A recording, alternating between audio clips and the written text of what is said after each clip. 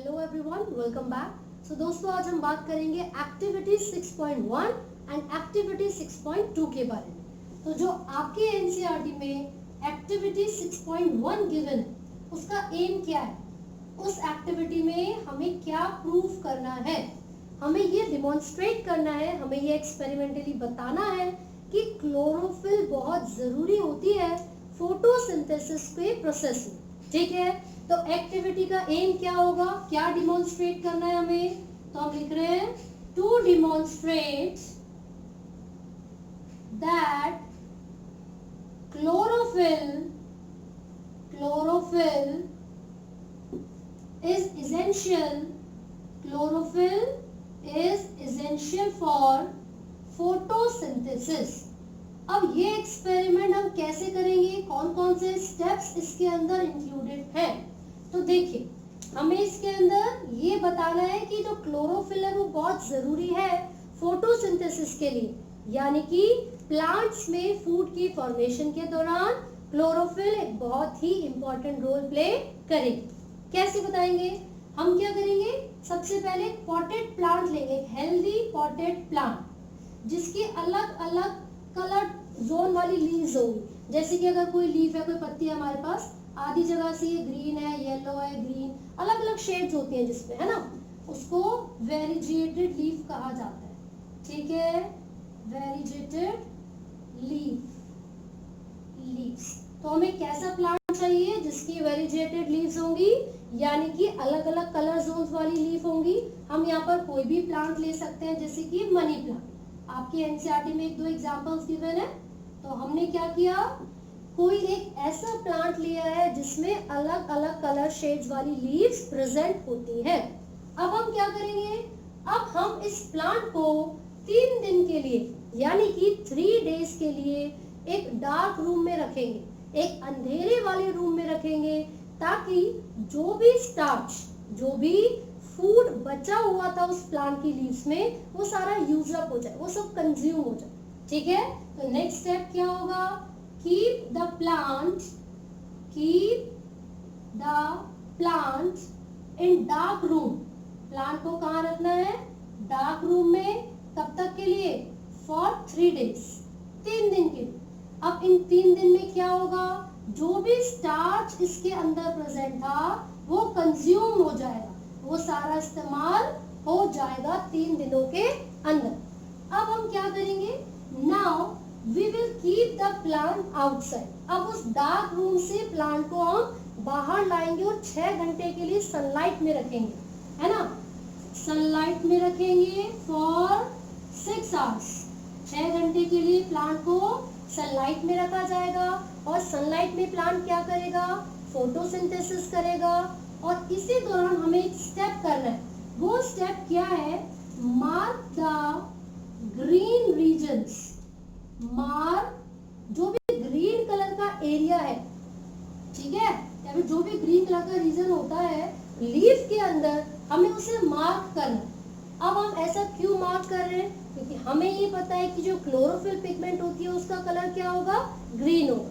ठीक है, अब हमने ग्रीन एरिया को मार्क कर लिया है। नाउ उस वाटर को बॉइलिंग वाटर में, इस लीफ को, सॉरी, बॉइलिंग वाटर में लीफ को ऐड करेंगे। The leaf is added into the boiling water. ऐसा क्यों कर रहे हैं हम, बॉइलिंग वाटर में लीफ को ऐड करने का क्या मतलब है, so that the leaf is dead, ताकि वो जो लीफ है वो डेड हो सके। ठीक है, बॉइलिंग वाटर में लीफ को इसलिए डाला गया है ताकि वो डेड हो सके। एंड नाउ अब हमने उस लीफ को, जिसको बॉइलिंग वाटर में इमर्स किया था, उसको एक कंटेनर में, एक बीकर में पहुंचाएंगे, बीकर विद अल्कोहल। उस बीकर में क्या प्रेजेंट है, अल्कोहल। जैसे कि मैं यहाँ पर एक बना के दिखा रही हूँ आपको, ये वाटर बाथ है, ये एक ऐसा कंटेनर है जिसके अंदर वाटर प्रेजेंट होगा। अब हमने यहाँ पर एक बर्नर लिया हुआ है, बर्नर वो होता है जिससे हम हीट प्रोवाइड करवा रहे हैं। ठीक है, ये हीट दे रहा है, बर्नर जल रहा है। अब हमने उस बीकर को इस वाटर बाथ के अंदर रख दिया, उस बीकर को, जिस बीकर के अंदर अल्कोहल है, और हमारी लीफ यानी कि हमारी पत्ती उसी अल्कोहल में हमने डिप कर दी। अब हम क्या करेंगे, हम इस बीकर को जिसमें अल्कोहल है उसको वाटर बाथ में रखेंगे ताकि जब ये बर्नर ऑन होगा तो जो अल्कोहल इसके अंदर प्रेजेंट है वो बॉईल होना शुरू हो जाए। तो हमने क्या किया, कीप द बीकर, बीकर में क्या था, अल्कोहल, इन अ वाटर बाथ, इन अ वाटर बाथ अंटिल, कब तक रखना है, अंटिल अल्कोहल स्टार्ट्स बॉइलिंग, तब तक रखना है जब तक अल्कोहल बॉईल करना शुरू ना कर दे। भाई एक सिंपल सी बात है, उबलते हुए पानी में हमने लीफ को इसलिए रखा था ताकि वो लीफ डेड हो जाए, राइट। अब लीफ तो डेड हो चुकी है, तो अल्कोहल में क्यों रखा हमने, अल्कोहल में इसलिए रखा ताकि क्लोरोफिल ब्रेक डाउन कर जाए। अल्कोहल में क्यों रखा, for the break down of chlorophyll, break down of chlorophyll. समझ आया यहाँ तक। अब जैसे ही आप ऑब्जर्व करोगे कि अल्कोहल ने बॉईल करना शुरू कर दिया है, अब आप यहाँ पर इस लीफ को निकालोगे और एक ऐसे सॉल्यूशन में रखोगे जिसमें डाइल्यूट आयोडीन प्रेजेंट होगा। तो हमने इस लीफ को ट्रांसफर कर दिया है डाइल्यूट आयोडीन सॉल्यूशन में, डाइल्यूट आयोडीन सॉल्यूशन में। और इस लीफ का जो कलर होगा, इस लीफ का जो कलर होगा, इट विल टर्न, कैसे, बेसिकली आयोडीन येलो कलर का होता है। जब हम उसके ड्रॉप्स को लीफ पर डालेंगे तो स्टार्च की प्रेजेंस में, स्टार्च की प्रेजेंस में जो येलो कलर का आयोडीन था वो ब्लू और ब्लैक कलर में चेंज हो जाता है।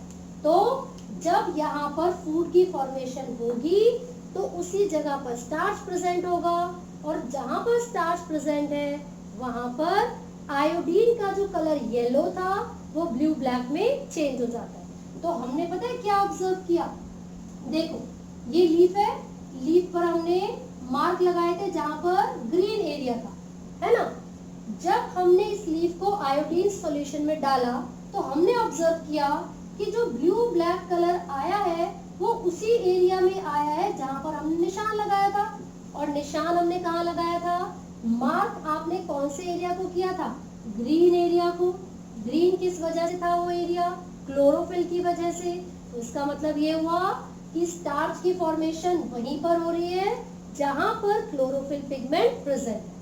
हमने प्रूफ कर लिया, ये जो हमारा एक्सपेरिमेंट था, yes chlorophyll is essential for photosynthesis. Clear है। तो दो तीन चीजें याद रखनी है। सबसे पहला, बॉइलिंग वाटर में इसलिए डाला ताकि लीफ डेड हो जाए, अल्कोहल में इसलिए डाला ताकि क्लोरोफिल ब्रेक डाउन हो जाए। जब क्लोरोफिल का ब्रेक डाउन होगा तो ये जो लीफ है आयोडीन सॉल्यूशन को आसानी से एब्जॉर्ब कर सकेगी, और जहां स्टार्च की प्रेजेंस होगी वहां आयोडीन का कलर येलो से चेंज होकर ब्लू और ब्लैक में बदल जाता। That's all. तो ये हमने एक्टिविटी 6.1 कंप्लीट कर ली। अब हम बात करेंगे 6.2 के बारे में। 6.2 में क्या हमें एक्सप्रेस करना है, क्या समझाना है, हमें एक एक्सपेरिमेंटल सेटअप करना है with and without potassium hydroxide. तो लिख लेते हैं 6.2। यहाँ पर हम क्या कर रहे हैं, experimental setup with and without potassium hydroxide, potassium hydroxide यानी कि KOH। ठीक है, देखो हमें क्या करना है, दो पॉटेड हेल्दी प्लांट्स लेने, हमें दो हेल्दी प्लांट्स लेने हैं। पौधे ले लिए हमने, ठीक है, हमने यहाँ पर दो हेल्दी प्लांट्स ले लिए, राइट। ये एक है and here is the another one. लगभग सेम साइज के लेने हैं जो हेल्दी भी हो और लगभग सेम साइज के भी हो, ठीक है। अब हमें क्या करना है, हमें इन प्लांट्स को एक ऐसी कंडीशन में रखना है जहां पर इनके पास कोई भी स्टार्च ना बचे। तो डार्क रूम में रख देंगे कुछ समय के लिए। जब हमने इनको डार्क रूम में रखा कुछ समय के लिए, 2 दिन 3 दिन, तो क्या होगा, इनका जो भी स्टार्च था, जो भी स्टोर्ड फूड था, वो एब्जॉर्ब हो जाएगा, कंज्यूम हो जाएगा, ठीक है। अब उसके बाद हम इन पॉटेड प्लांट्स के साथ इन दोनों में से एक प्लांट के साथ पोटेशियम हाइड्रोक्साइड KOH को रखेंगे और इनको एक बेल जार से कवर कर देंगे। किससे कवर कर दिया? एक बेल जार से कवर कर दिया और इनके बॉटम में हमने वैसलीन लगा दी है ताकि पूरे तरीके से ये सील हो जाए और एयर टाइट कंडीशन बन सके, है ना। एक जो गैसेस है वो अंदर से बाहर ना जा सके। तो हमने यहाँ पर इसको एक इन्वर्टेड बीकर या फिर एक बेल जार के अंदर हमने रख दिया, ठीक है। अब आप 6 आवर्स तक यानी कि 6 घंटे तक इन दोनों प्लांट्स को सनलाइट की प्रेजेंस में रखोगे और आफ्टर 6 आवर्स यानी कि 6 घंटे के बाद आप ऑब्जर्व करोगे कि हमें क्या रिजल्ट मिला, क्या कंक्लूजन आया। तो 6 घंटे के बाद हमें ये कंक्लूजन मिलेगा कि जहां पर जिस प्लांट के साथ हमने पोटेशियम हाइड्रोक्साइड को रखा था वहां पर कोई फोटोसिंथेसिस नहीं हुई, वहां पर कोई फूड की फॉर्मेशन नहीं हुई। कैसे पता चला? हमने लीफ को प्लग किया और जो भी पहले वाला एक्सपेरिमेंट किया था ना, आयोडीन सॉल्यूशन डाल के स्टार्च की प्रेजेंस को पता लगाना, तो यहाँ पर जो आयोडीन का कलर था वो चेंज ही नहीं हुआ, येलो से ब्लू ब्लैक कोई कलर ही नहीं बदला। तो इसका मतलब क्या है कि कोई भी यहाँ पर स्टार्च की फॉर्मेशन नहीं हुई, मतलब कोई भी फोटोसिंथेसिस नहीं हुई, जबकि यहाँ पर फोटोसिंथेसिस हुई थी, राइट। तो क्या डिफरेंस था इन दोनों में? KOH का डिफरेंस था। इसका मतलब ये हुआ कि ये जो KOH है, पोटेशियम हाइड्रोक्साइड, ये फोटोसिंथेसिस को कंप्लीट होने से रोक रहा था। कैसे? तो इम्पोर्टेंट है, याद रखिए, जो KOH है ये एब्जॉर्ब कर लेता है। KOH absorbs atmospheric CO2, atmospheric carbon dioxide, और जब प्लांट को CO2 मिलेगी ही नहीं तो ग्लूकोज की फॉर्मेशन कैसे होगी? फोटोसिंथेसिस नहीं हो पाएगी। तो आपको ये याद रखना है कि KOH पोटेशियम हाइड्रोक्साइड एक ऐसा केमिकल है, एक ऐसा कंपाउंड है जो कि एटमॉस्फेरिक CO2 को एब्जॉर्ब कर लेगा और प्लांट को फोटोसिंथेसिस नहीं करने देगा। So this is all. ये दोनों एक्टिविटीज हमने पढ़ ली है। आई होप आपको ये समझ में आई है। इन केस आपको कोई भी डाउट है तो आप कमेंट कर सकते हैं। And do not forget to like, share and subscribe. Thank you.